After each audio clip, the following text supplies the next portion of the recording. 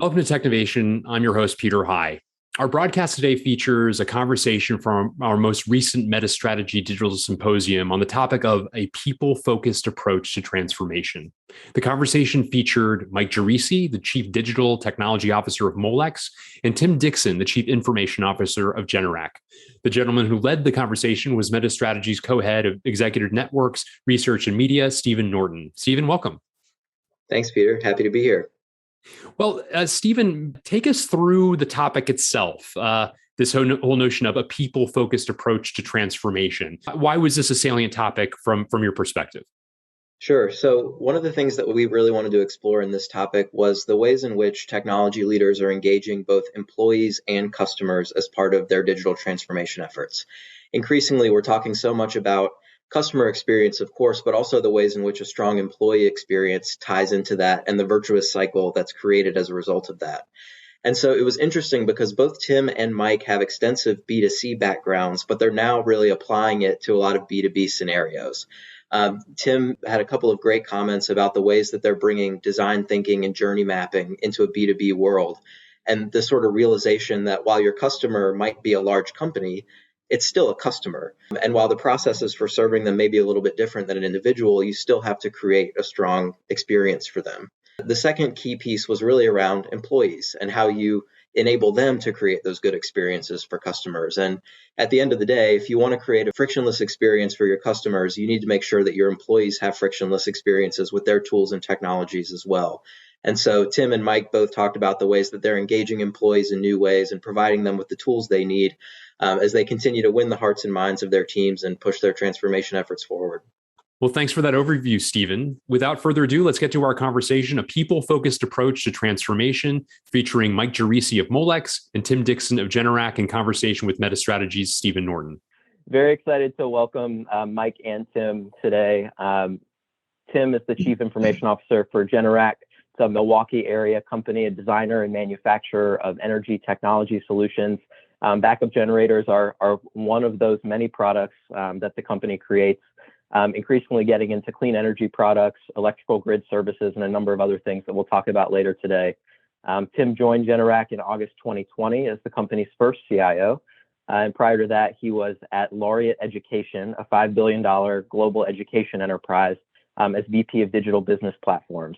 At Generac, he's really been doing a lot to lead the company into this clean energy and renewable sphere, and I look forward to digging into some of that with you a little bit later today, Tim. The second person I'd love to, of course, love to also welcome Mike Giresi, the Chief Digital Officer at Molex. Molex is a global manufacturer of electronic components that are present in everything from autonomous cars to NASA space rovers to washing machines. So really everything that you could imagine, there's likely a Molex component in there. Molex is part of Koch Industries. It was acquired by the company for about $7 billion in 2013. Mike joined the company in 2019. Prior to that, he was the CIO at Aramark, the Fortune 250 company in Philadelphia. He's also been the CIO for Royal Caribbean, as well as Tory Burch. And thank you again both for joining today. I love this through line of the ways that companies are enabling innovation, agility, and nimbleness into their organizations by really putting people at the center. First and foremost, the customer, but also really putting a lot of investment into employees, developing new skills, recruiting new talent, and thinking really hard about different ways that work gets done, as well as the ways that your organizations fit into a larger ecosystem of customers, vendors, and other partners. And so, Tim, we might start with you. So you and Mike both have extensive B2C backgrounds and are increasingly now applying it to a B2B setting. And the way you think about those customers is a little bit different. I would love it if you could tell us a little bit about how the shift from B2C to B2B starts to affect the way you sort of think about the customer and the customer experience.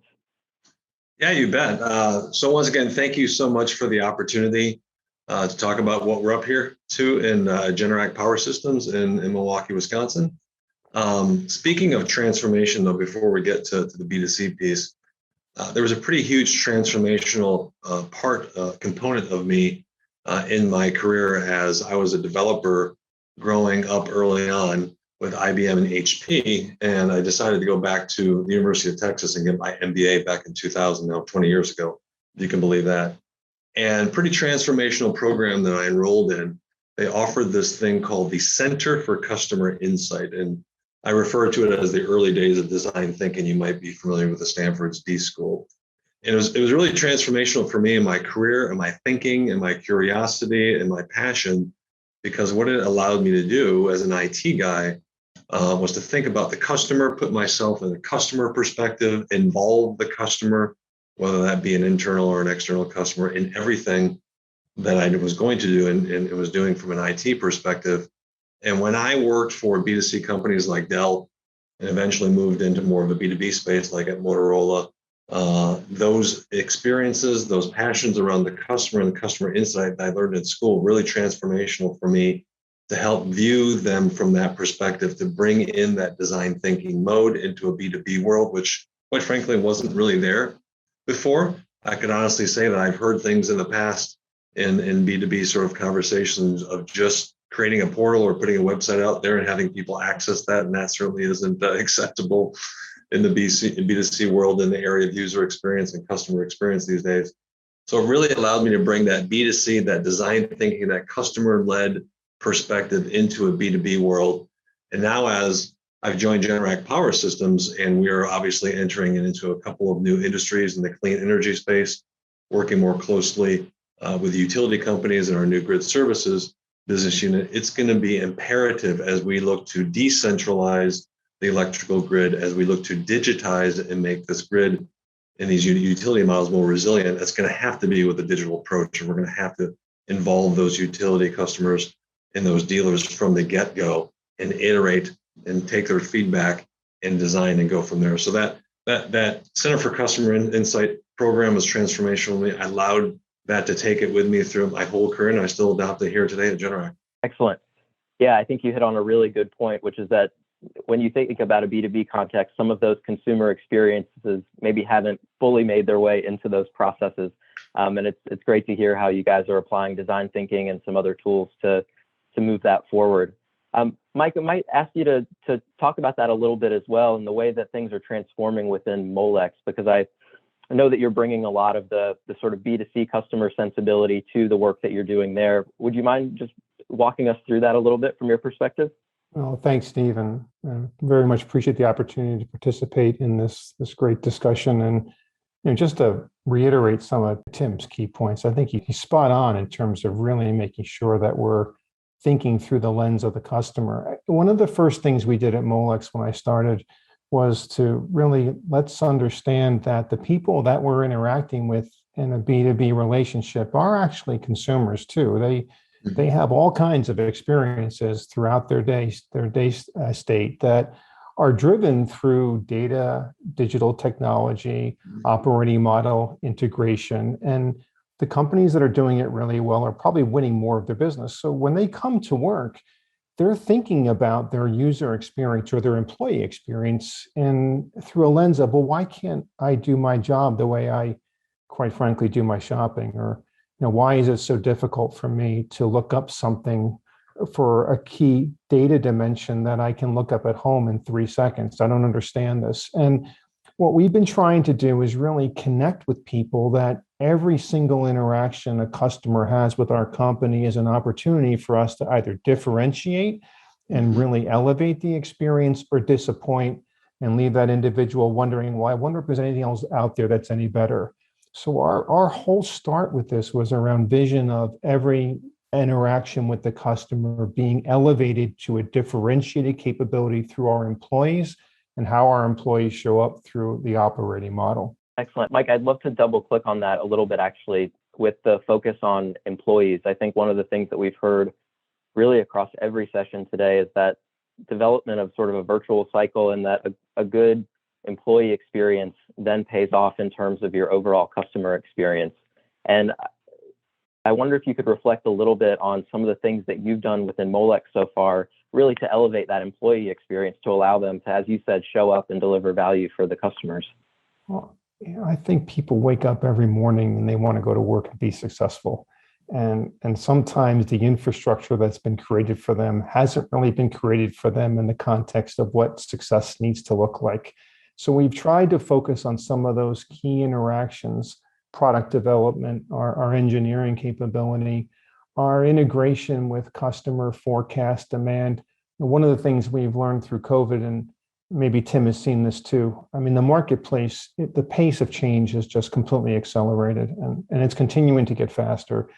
So the more effectively we can integrate with what our customer needs are, the more likelihood we're going to have the positive outcomes. So what is the sales and marketing experience that needs to exist so that one of our marketing or customer support folks are interacting with a customer, they have the right tools, the right data, and they're not working really hard to get the information they need to service and support that interaction or that experience.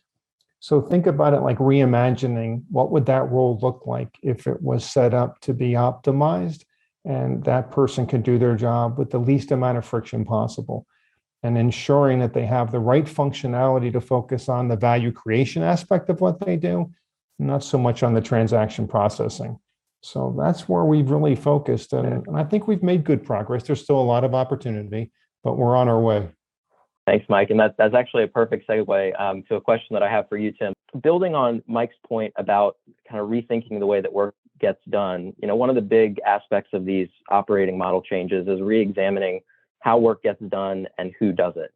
And that, of course, means lots of change management, but also a real focus on people and whether or not they're equipped to do the jobs of the future. And so, Tim, I'm curious, as you think about what the next 12 months to 2 or 3 years look like at Generac, how do these new ways of working start to impact the way that you think about hiring and developing talent? Yeah, I'll say that one of the things I've brought into Generac is this, you mentioned employee experience. I really call it employee engagement, and sort of assessing skill sets and leveraging ideation a lot more based on what team members feel is the right approach, is a good idea to create a brand new product or service for the company, or even to create that process or make that technology much better. And so one of the first things I did when I joined last year was host the company's first hackathon in December. I wanted to see that there was a culture of taking risk. I wanted to see if we could leverage people's ideas from across the organization and what they thought we should do in terms of transforming the organization, transforming the infrastructure, transforming the stack, or maybe some good ideas could come out as a result for go-to-market products and services. And it was a huge success. We had 16 teams participate, 70 people, and we've implemented over half of those ideas as production deployments. And what that showed me is that there was a significant amount of pent-up demand. There was a significant amount of desire for upskilling, significant desire for folks who aspire to do more, to actually do more and show and present their ideas in a prototype format, in a form that they necessarily didn't have before. And so I've sort of, from a modeling perspective in terms of that capability and scaling that capability going forward, I've implemented a digital COE where now I have a central organization responsible for taking ideas from anyone in the organization, in IT or the business, from an executive standpoint or from someone in the plant.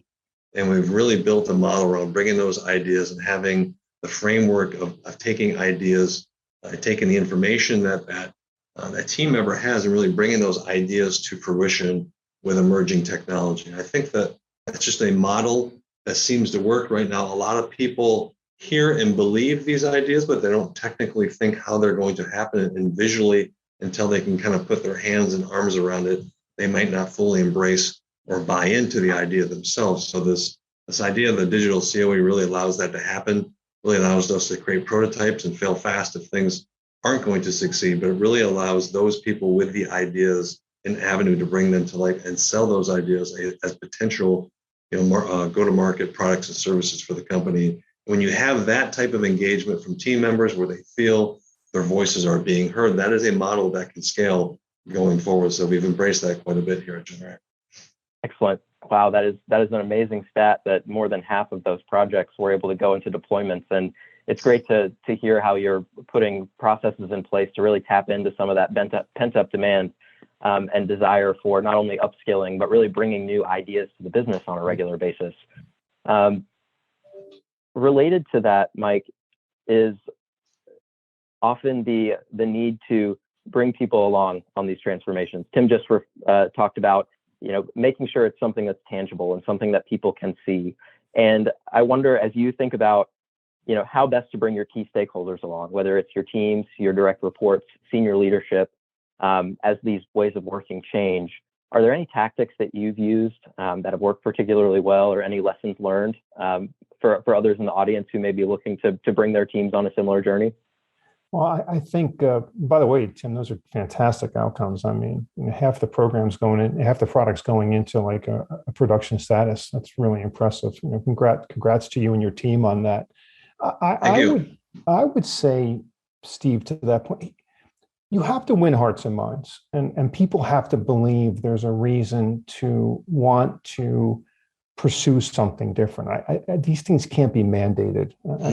They just don't have the legs, to sustain through that type of leadership. So the leadership and the way of doing that we have been deploying both here at Molex and in the past is, well, one, let's try to understand where urgency exists. We have something called the human action model. When someone is truly ready to make a change, or they see the need to make a change, they just might not know what that change needs to be, but they have a desire to do something different. How do we help connect them to what different could look like? The proverbial art of the possible. But what we've been trying to do, and I think we've been fairly successful, is we don't have to create the full solution. We just need to create as much as someone needs to see to believe that, oh, this is an outcome that's completely different than what I would have expected. So we know the minimal viable product, we call it the minimal reliable viable product, enough to get someone, over the hump, if you will. And they're like, you know what? I actually believe this, because unfortunately, many of us are dealing with legacies of over-promising and under-delivering, or a lack of connection between the enablement of the technology and support of the business outcome that we're trying to achieve. In this manner, I believe you actually get the person who's going to be the real appropriate owner of the product that you're creating. They're completely committed to it because they are now seeing that as something that is ownable. So much like Tim, digital COE, product teams, a lot of emerging technology working very differently than how technology may have worked in the past, but very iterative with the product owner or the business owner, for lack of a better description. But don't delay, show them something quickly and get to some sort of reasonable facsimile that they can take ownership of. And I think that's how you get people more convinced and convicted to drive the change. I appreciate that. Yeah, I was going to say that's a great example, just to kind of build on that a little bit, maybe as an extension of that design thinking example I gave earlier. One of the things that wasn't present at Generac before I came that I brought in was this concept of customer journey mapping, sprint reviews, mock-up designs. And what I found at a manufacturing company that's used to kind of seeing and touching things, that this was a great avenue to get. Digital transformation is all about getting alignment and taking everybody's feedback and input into the process to get their buy-in along the way. And to see how a process was going to flow in a to-be state and take feedback on that, to show a mock-up or a wireframe in terms of what it could look like and what it's going to do for that particular user, and have executives, quite frankly, give feedback in terms of what that might look like for them. And then who would have ever have thought that a sprint review, every 2 weeks or 4 weeks would be one of the most popular engaging meetings or call, video calls in the week of IT in the business. But in this case, they actually are. We're building so many new digital capabilities that these sprint reviews are a way for us to show our success, show our progress, but then to get feedback from both internal and external stakeholders and have them and allow them to provide input and feedback along the way. And to Mike's point, the more of that happens through the course of the process, the more likely they are to adopt one and then champion the solution once it's delivered. So that's one of the things that we've done here. That's fantastic. And I think that's a good spot for us to end. Thank you so much, Mike and Tim, for joining today. Thank you so much for your insights on the ways in which, as your operating models shift and you engage with new kinds of customers and continue to upskill and engage your employees, the different sorts of models that you've used to really drive some positive change. Thank you so much again, and looking forward to the next conversation. And Tim, I'll connect you and Chris after this on the generators. Thank you. Thanks very much, everyone. There's a promo going on right now, Stephen.